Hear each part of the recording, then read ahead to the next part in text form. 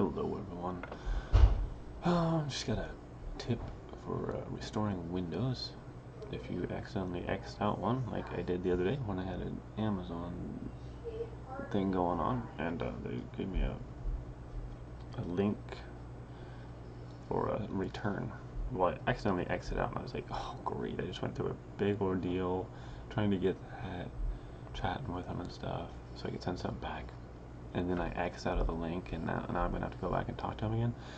So anyway, I found out that it's very simple. You can just hit Control Shift T. You can keep doing that. Control Shift T, Control Shift T, and it'll start bringing stuff. It'll start bringing stuff up. No, I can't. Anyway, so Control Shift T.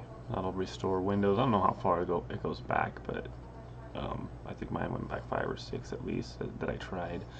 Anyway, hope that helps everyone out there. I guess another way, you can go into the history.